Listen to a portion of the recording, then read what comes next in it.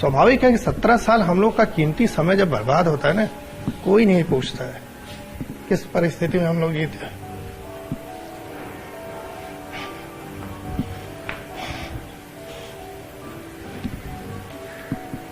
नौकरी छोड़ने का दर्द?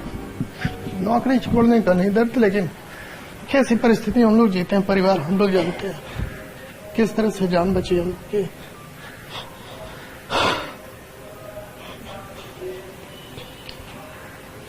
आज भी खौफ रहता है? खौफ की बात नहीं है, जब जिस राह पे चले हैं तो अब डरने की जरूरत नहीं है। ऊपर वाला जब तक रखेगा रखेंगे, डर नहीं लगता, लेकिन परेशान होता है परिवार, तो तकलीफ होती है। कितनी नौकरी बची थी जो आप करते? मेरी तो अभी 10 साल भी नहीं हुई थी, ये तो मेरी कम से कम 20 से 21 साल मेरी सर्विस थी। कभी किसी नेता ने, कभी किसी बड़े नेता ने आपकी सुध ली कि आखिर आपने ऐसा क्यों किया? जी, माननीय योगी जी ने तुरंत फोन किया था मेरे परिवार को, मैं तो जेल में था, और उन्होंने खबर ली थी, कहा था मैं आऊंगा तो न्याय करूंगा, आज किया उन्होंने। हमारे साथ खुद शैलेंद्र सिंह हैं। शैलेंद्र जी, आज तक में स्वागत है। ये बताइए कि आपको नौकरी छोड़नी पड़ी, और सिर्फ इसलिए छोड़नी पड़ी क्योंकि ये मामला मुख्तार अंसारी से जुड़ा था और आपने पकड़ा था, आपने पोटा लगाया था?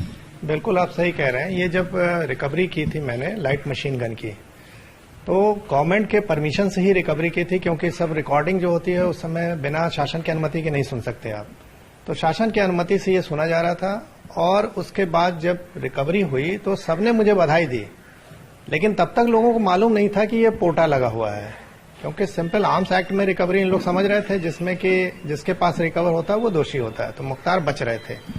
लेकिन पोटा एग्जिस्ट करता था, तो शाम को जब इन लोग को पता चला, सरकार को और शासन में बैठे लोगों को, कि पोटा लग गया है, और पोटा लगने में जो बात करता है वो भी दोषी हो जाता है, तो मुख्तार दोषी हो जा रहे थे। अब उस समय गवर्नमेंट में इन्होंने जो भी अपना बनाया हो, मुख्तार ने दबाव, तो तत्काल ये फिर बात हुई कि इसको आप वापस लीजिए केस को। तो हमने कहा सर FIR दर्ज हो गई, वापस कोई कैसे ले सकता है? तो फिर बात करके वापस फिर लोग कहे कि नहीं ठीक है आप नहीं ले सकते हैं, लेकिन अब इसका नाम मत लीजिए। अब जब आपके पास IO दूसरा इसका इन्वेस्टिगेशन करेगा तो नाम मत लीजिए मुख्तार का। तो हमने कहा साहब मैं वादी बन के उसका नाम लिखाया हूं, FIR में दर्ज है, अब मैं अपने ही बयान से पलट जाऊंगा, तो ये संभव नहीं है। तो उसके बाद फिर तमाम बातें हुई, STF का है वहां क्लोज कर दिया गया, मुझे बना यहाँ लखनऊ बुला लिया गया, तमाम तरह से प्रताड़ित करने लगे लोग, अधिकारी भी कहने लगे आपसे बहुत नाराज है, मुलायम सिंह मुख्यमंत्री थे। तो मैंने कहा ठीक है आप नंबर दे दीजिए, मैं बात कर लूं, अगर वो बात करना चाहें तो मैं एक्सप्लेन कर दूं चीजों को, कोई भी अधिकारी इसको वापस नहीं ले सकता।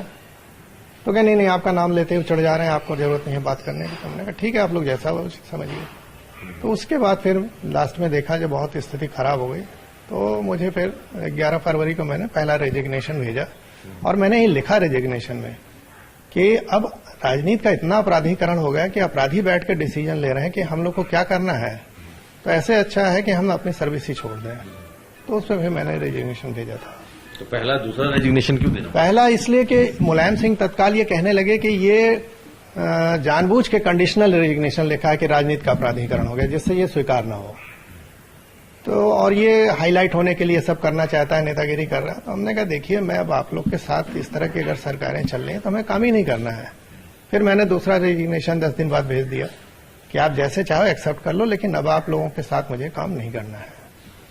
लेकिन ये बताइए कि मुख्तार अंसारी का LMG में क्या सीधा कनेक्शन था? जब आपको घटनाएं क्या होगी, लखनऊ में कैंट थाने में ही कृष्णानंद तब जीवित थे और मुख्तार के बीच में क्रॉस फायरिंग हुई थी, ये 2003 की ही बात है। और उसके बाद हम लोगों को बोला गया कि आप लोग इन दोनों पे वॉच करिए वरना कोई बहुत बड़ा हादसा हो जाएगा, और वॉच करने के दौरान ही इन लोगों को मैंने पकड़ा, और पूरे रिकॉर्डिंग में मुख्तार अपने आदमी के थ्रू सेना के भगोड़ा जो था बाबूलाल यादव, जिसने लाइट मशीन गन चुरा के भगा था, उससे बात कर रहा था, और 1 करोड़ में सौदा लगभग इन लोग का पक्का हो गया था।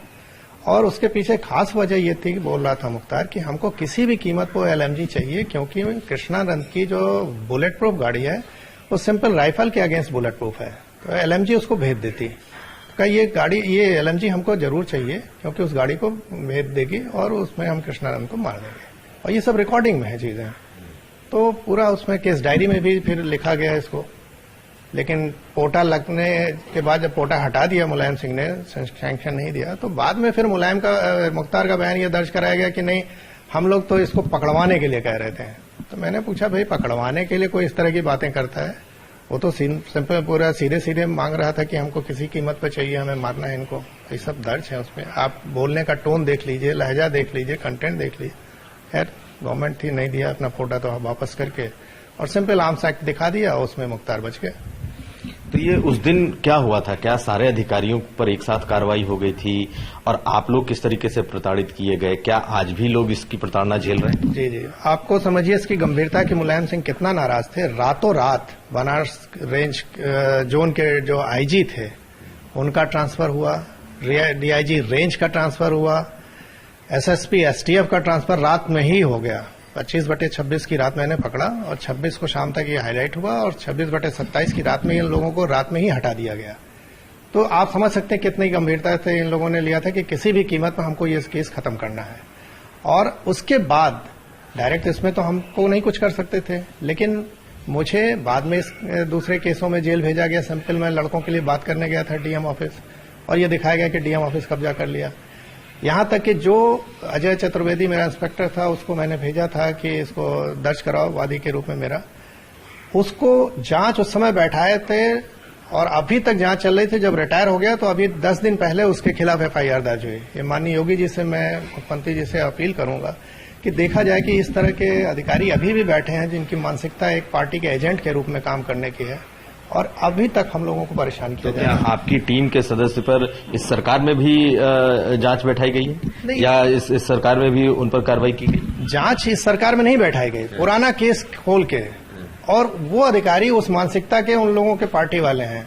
ईओडब्ल्यू में शायद वो जांच थी या एंटी करप्शन में थी, वहां से फिर अभी तक उसको चलता रहा कि नहीं इनकी जांच, मतलब 17-18 साल बीत गए, 17 साल, और जांच कहीं न कहीं पेंडिंग रही। जबकि वो जांच में कई बार आया कि नहीं इन लोग दोषी नहीं है, लेकिन फिर वापस कर करके उन अधिकारियों ने, और अभी जाके एफआईआर 10 दिन पहले दर्ज हुई है। इस सरकार में एफआईआर दर्ज? इस सरकार में हो गई दर्ज। तो मैंने अपील कर रहा हूं आप लोगों के माध्यम से कि माननीय योगी जी देख लें कि किस तरह के अधिकारी अभी भी बैठे हुए हैं और अच्छा काम करने का ये इनाम मिल रहा है। वो अधिकारी बहुत परेशान है, कह रहा है साहब मैं रिटायर हो गया हूं, मैं तो किसी को जानता भी नहीं, अब मैं चलूं गिरफ्तारी दूं, जेल काटूं इस उम्र में, जबकि अच्छा कार्य मैंने किया। तो ये बताइए कि आपके साथ ये जो जितनी प्रताड़ना हुई, क्या इस वजह से आपने नौकरी छोड़ दी? आप उसको नहीं लड़ पाए, सिस्टम से आप नहीं लड़ पाए, पॉलिटिकल जो व्यवस्था थी उससे आप नहीं लड़ पाए? बिल्कुल आप सही कह रहे हैं। देखिए सिस्टम से एक अकेला अधिकारी नहीं लड़ सकता है। मेरे सूत्रों ने मुझे बताया कि इतना इन लोगों ने प्लानिंग की है कि आपको ये कहीं ऐसी जगह ट्रांसफर करेंगे, बॉर्डर पुलिस में खासकर बात आ रही थी, जहां आपका गनर ही उनका आदमी रहेगा और मारेगा क्रॉस फायरिंग में। तो इन लोग इस लेवल तक जा सकते थे। और सही बात है, आप एक अधिकारी हैं तो आपको कहीं ट्रांसफर करके कहीं भेज दिया जाएगा, आप मजबूर हैं जाने के लिए। तो इन लोग किसी भी तरह से चाहते हैं, मतलब मैंने कहा ना कि उस समय लिखा था अपने रेजिग्नेशन में कि राजनीति का अपराधीकरण इतना हो गया कि अब अपराधी बैठ के डिसीजन ले रहे हैं और ये तो खाली मुहर लगा रहे हैं नेता लोग। तो ऐसे समय में कोई भी कैसे ईमानदारी से काम करेगा? तो बात इसकी थी। और आज की सरकार से मैं अपील करता हूं कि ऐसे अधिकारी लोग जो बैठे हैं इन पर एक्शन लिया जाए। हम लोग का कीमती समय बर्बाद हुआ। आप 17 साल मेरा और मेरा परिवार किस कष्ट में रहा यह हम जानते हैं, या हमारे साथ के टीम के लोग परेशान हो रहे हैं वो जानते हैं। तो आपने सिर्फ इस केस की वजह से नौकरी छोड़ी, और आप पर जो मुकदमा दर्ज हुआ वो क्या था? सिर्फ इस केस की वजह से आपने नौकरी छोड़ी? इसी केस मैंने तो लिखा था कि मैं किस तरह से जान पर खेल के रिकवरी मैंने की इस लाइट मशीन गन की। कोई जाने को तैयार नहीं था अधिकारी कि लाइट मशीन गन है, पता नहीं कितना फायर एक साथ झोंकेगी, 500 फायर 1 मिनट में निकलेगा, कौन बचेगा कौन मरेगा। और हमारी टीम ने जान पर खेल के रिकवर किया। और उसके बाद इस तरह से हो रहा है कि आप लोग केस वापस करो नहीं तो आप लोग को जेल में डाल देंगे, तमाम धमकियां। तो कोई कैसे काम कर सकता है? तो हम लोगों ने कहा इससे अच्छा ठीक है भाई, हम लोग सर्विस से बाहर जाते हैं, अपना आम नागरिक की तरह जिएंगे, क्या जरूरत अपनी जान पर खेल के इस तरह से रिकवरी करने की। तो मैंने दिखाया, मैंने रेजिग्नेशन के माध्यम से ये दिखाया, पब्लिक के बीच में लाया कि देखिए आज के आपके नेता चुने हुए किस तरह से काम करते हैं, ये देख लीजिए, आप ही लोग चुनते हैं नेता को, तो इसलिए दोषी कौन हो रहा है ये देखने की बात है। ये घटना याद आते ही आज भी आप भावुक लग रहे हैं। बिल्कुल स्वाभाविक है कि 17 साल हम लोग का कीमती समय जब बर्बाद होता है ना, कोई नहीं पूछता है।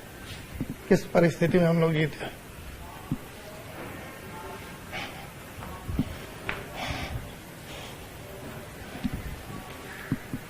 नौकरी छोड़ने का दर्द?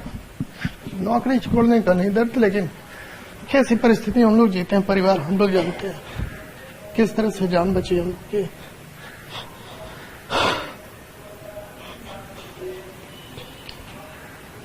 आज भी खौफ रहता है? खौफ की बात नहीं है, जब जिस राह पे चले हैं तो अब डरने की जरूरत नहीं है। ऊपर वाला जब तक रखेगा रखेंगे, डर नहीं लगता, लेकिन परेशान होता है परिवार, तो तकलीफ होती है। कितनी नौकरी बची थी जो आप करते? मेरी तो अभी 10 साल भी नहीं हुई थी, ये तो मेरी कम से कम 20 से 21 साल मेरी सर्विस थी। कभी किसी नेता ने, कभी किसी बड़े नेता ने आपकी सुध ली कि आखिर आपने ऐसा क्यों किया? जी, माननीय योगी जी ने तुरंत फोन किया था मेरे परिवार को, मैं तो जेल में था, और उन्होंने खबर ली थी, कहा था मैं आऊंगा तो न्याय करूंगा। आज किया उन्होंने, मेरा परिवार उनके प्रति पूरा आभारी है।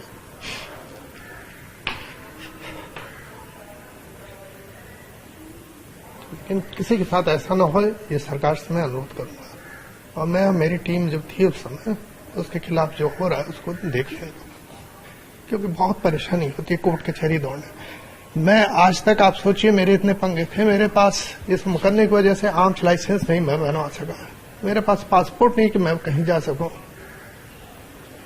तो किस परिस्थिति में आप इतने बड़े बड़े पंगे लेके अकेले घूम रहे हैं बिना सुरक्षा के? कोई सुरक्षा नहीं आप देख रहे हैं। और दर्द इस बात का भी रहा होगा कि आप पूरी नौकरी नहीं कर पाए, जिसके लिए आप... सही है भाई, परिवार कोई भी जब सर्विस में आता है, अच्छी खासी सर्विस में, तो वो चाहता है कि हम ठीक से काम करें। एक परिवार भी रहता है, अच्छी नौकरी थी +1 की, तो एक दर्द तो रहता ही है, लेकिन ठीक है, अब काम करना है, रहना है, जो भी हो अपनी था तकदीर में, लेकिन ये दर्द रहता है। मुझे याद है माननीय मोदी जी से मेरे मुलाकात 2013 में हुई थी।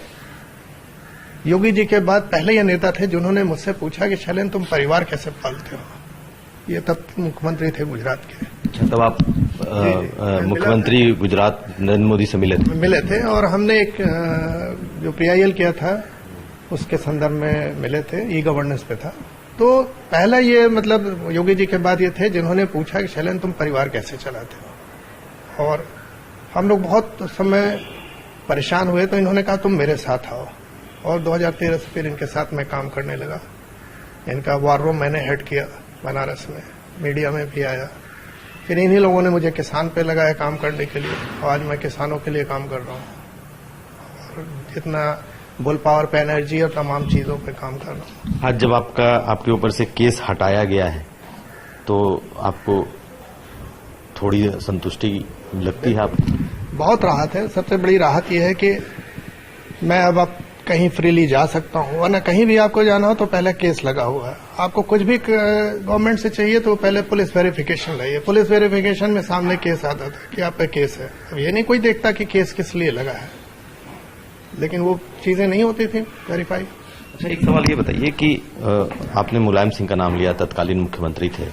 मुख्तार इसमें जिनके लिए, जिनको आपने पकड़ा था, पोटा लगाया था, तो ये जो बाहुबली मुख्तार, माफिया मुख्तार, इस तरह के जो टर्म कॉइन किए गए, और जो पॉलिटिकल नेक्सस था, ये आपको बिल्कुल नेकेड दिखाई दिया? एकदम नेकेड भाई, सीधे सीधे वो बोलते थे। अधिकारियों का फोन मेरे पास आता था, नीचे के हमसे जो सीनियर लोग थे, कि शैलेंद्र तुम कहां पंगा ले रहे हो, जान तुम्हारी चली जाएगी, तुम्हारे परिवार की जान चली जाएगी, तुम हट जाओ पीछे, वापस ले लो। हमने कहा सर कैसे वापस ले लें जो चीज पकड़ी गई है, और आप लोगों ने के ही आदेश से पकड़ा, ये मीडिया में भी है। कोई FIR लिखा के FIR क्या फाड़ सकता है? तो मानते थे लोग नहीं हो सकता है, तो हमने फिर मुझसे क्यों कह रहे हैं आप लोग, ये नहीं हो सकता है। तो आप जब नौकरी छोड़ रहे थे तो पुलिस में किसी ने मदद नहीं की? कह तो रहा हूं, जब रातों रात IG DIG सबका ट्रांसफर SSP का हो रहा है, तो किसकी हिम्मत है मुलायम सिंह से भिड़ने के लिए? कौन भिड़ेगा? हम और हमारी टीम पूरे अकेले खड़ा थी। उसके बाद 2 सरकारें आई, मायावती की सरकार आई, अखिलेश यादव की सरकार आई, नहीं। उसके 10 साल के बाद 12 साल 15 साल के बाद योगी आदित्यनाथ की सरकार। बिल्कुल, बीच में किसी सरकार ने मदद नहीं की, लेकिन जब योगी जी की सरकार आई, तो सबसे पहले जो 22 केस इस तरह के वापस हुए थे, तो उसमें मेरा ये केस था। प्राथमिकता के आधार पर उन्होंने वापस किया और मैं गया था बधाई देने के लिए सरकार बनने के बाद। तो उन्होंने कहा शैलेंद्र, मुझे याद है तुम्हारा केस है, तुम लिख के दो और मैं इसको वापस करता हूँ। और उन्होंने वापस किया। कोर्ट में पड़ा हुआ था, कोर्ट ने खैर अभी 6 मार्च को मुझे इसको स्वीकृति दी वापसी की।